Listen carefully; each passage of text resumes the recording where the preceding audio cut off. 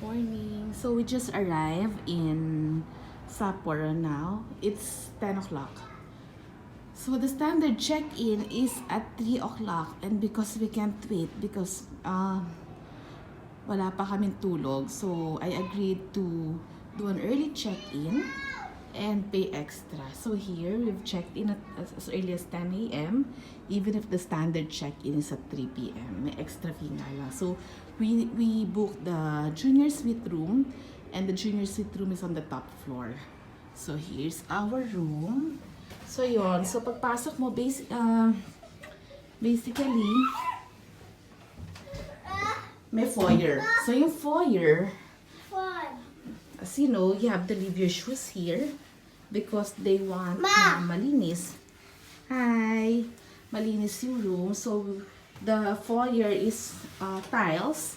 And then from the foyer, from the foyer, there's oops! Nag-open ng solo. Ang toilet bowl yan. So, automatic yung toilet bowl. So, there. Okay, open the lights.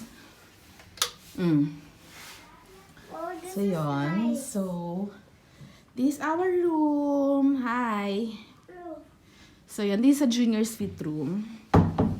There's a living area. Are you going to sleep there, Judea? Or you'll sleep there? Sama-sama tayo doon. So, there's a living area.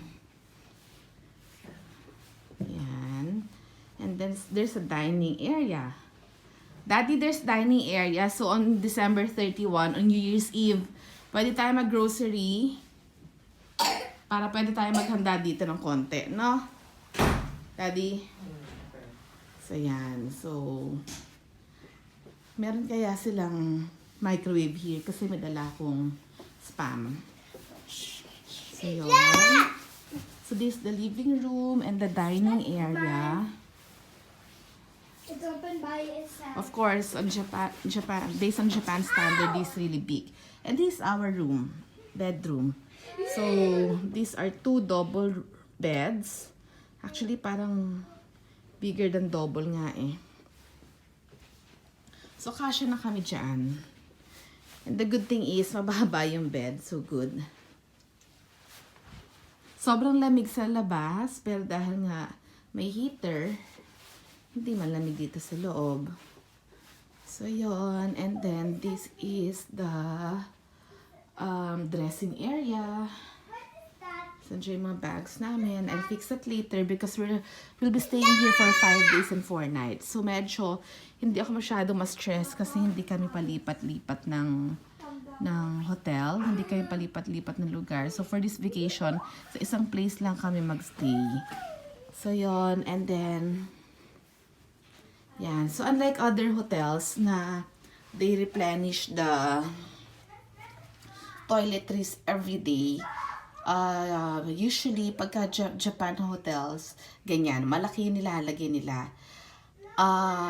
Mas prefer ko yung individually na nire-replenish every day, not because inuuwi ko, but more on, alam mong malinis. Kasi kagaya niyan, this toiletries, yan, hair tonic, hair liquid, lotion,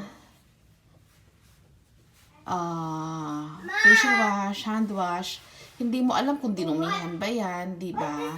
So, kasi pinagtirahan lang din yan ng mga previous na nag-occupy. So, yun. Pero may dala naman kayo mga toiletries din. So, yan. His and hers sa toilet. And this is the bathroom. No!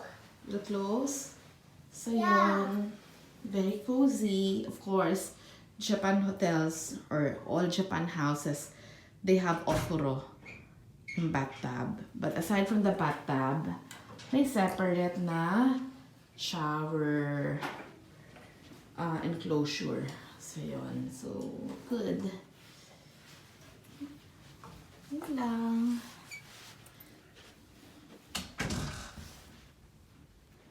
Our flight was at 11:55 p.m. kagabi. So, yun. So, wala kami tulog. Ayun o, punong-puno na snow. Yan yung Oodori Park. So, yung hotel namin is just across Oodori Park.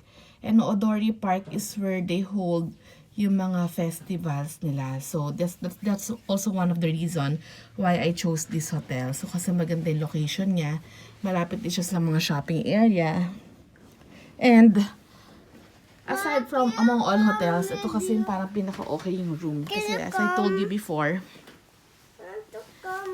if you'll stay in a hotel, I prefer na, ay, Diyos ko, bigat ng bata to.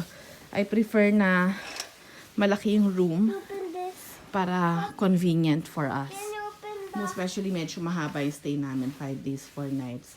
And this comes also with free breakfast. Let that jump. Okay, ciao. Ma! Bye.